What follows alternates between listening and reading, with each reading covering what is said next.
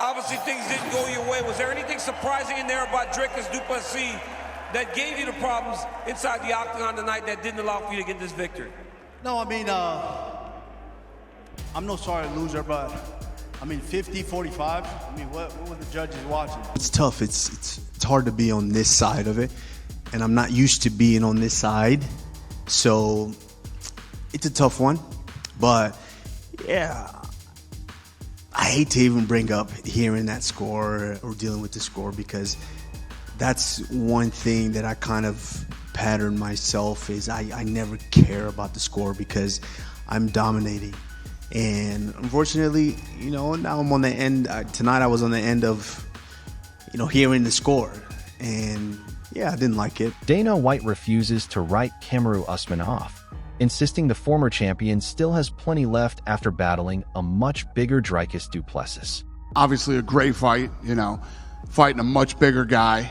And he's got a great chin. He's still got it. It's not like, it's like, oh, Usman's done and he should retire. He had a great fight tonight. So, yeah, I don't know. He's got to go home, rest, heal up, and figure out what's next. Daniel Cormier pushes back on Usman's scorecard belief, praising Dricus for defending takedowns, landing damage, and earning a convincing victory. People would question and wonder what would happen if he was able to get through this challenge of Kamaru Usman. I don't know that I have any questions anymore about Dricus du Plessis. You know, he showed great takedown defense. His striking looked really good. His cardio was on point as it usually is. I thought Dricus du Plessis fought as good a fight as he has fought in a really long time. And if you are going to bounce back from the ultimate disappointment of losing your championship, that is how you do it. 49-46 on two cards, 50-45 on the other. And he hurt Kamaru on a number of occasions. That's not something we have seen many times over the course of Usman's career. The right hand was firing. The left high kick was firing. And it just seemed like him and his team put together a game plan that allowed for him to have not only a performance that got him a victory. Michael Bisping admits Usman's late surge created momentum, but insists Dricus controlled the fight and deserved the decision. Dricus was just on point, whether he was in southpaw or orthodox. You know, he was landing good shots. He'd done his homework. He defended all of the takedowns. And then in round 5, it seemed like he started to get tired. And Kamaru Usman came back into it. And the fight actually ended with Kamaru packing him up and swinging for the fences in the final few seconds, right? So when it went to the judges' scorecards, Kamaru, because of the way it ended and the momentum that he had, thought that he might have deserved a decision, which he didn't. He was surprised at the score of 50-45 in two judges' scorecards. Maybe a 49-46, something like that. I think he lost every round, and I say that with nothing but respect for Kamaru Usman. Now, of course, Dricus du Plessis is back in the winning column. Luke Thomas shuts down Usman's argument, saying even the 5th round was debatable and Dricus dominated almost the entire fight. There is some talk about whether or not he earned the 3rd round.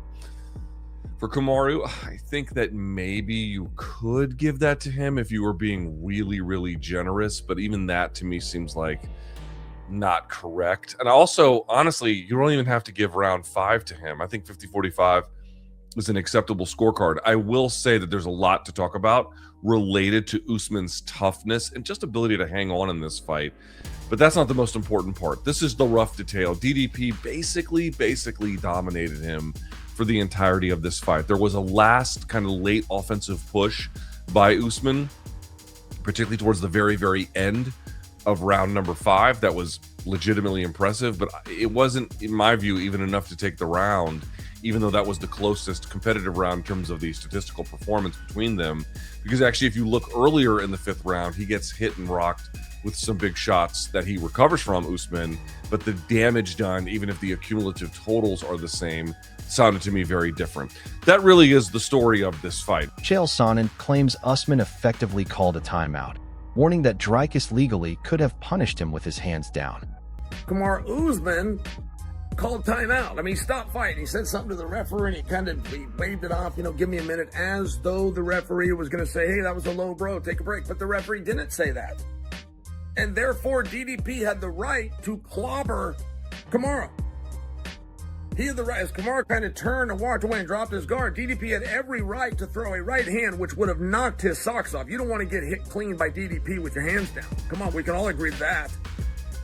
DDP didn't do it, and this is really a rule that's never been called in the UFC. I only bring it to your attention because I like the rules. I find the administration side to be very interesting. You guys might remember Matt Hughes. Matt Hughes used to call timeouts in his fights all the time. I mean, he did like 3 fights in a row where he called timeout. The problem is whether it should be stopped or not, whether it's a low blow or not. Very clear in the rules, there are no timeouts. MMA analysts deliver a brutal verdict, calling Dricus' performance a masterclass and insisting Usman's toughness cannot change the result. Dricus du Plessis went out there and beat him up. Usman just showed immense toughness.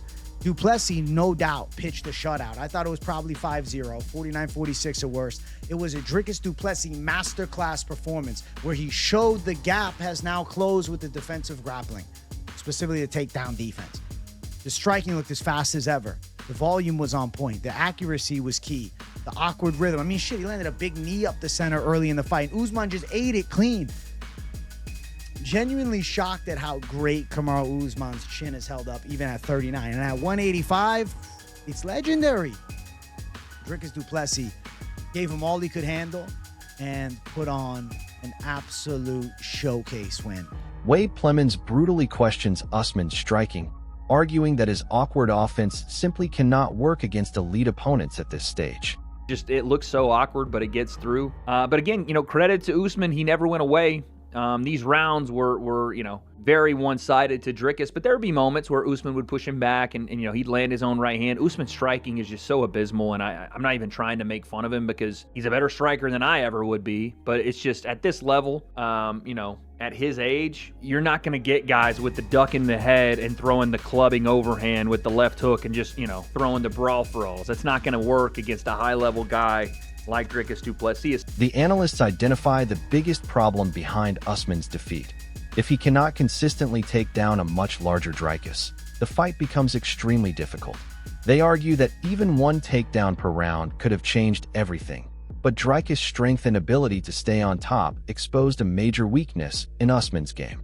For a fighter claiming he deserved the win, this breakdown raises an uncomfortable question. Was the size difference simply too much for Kamaru to overcome?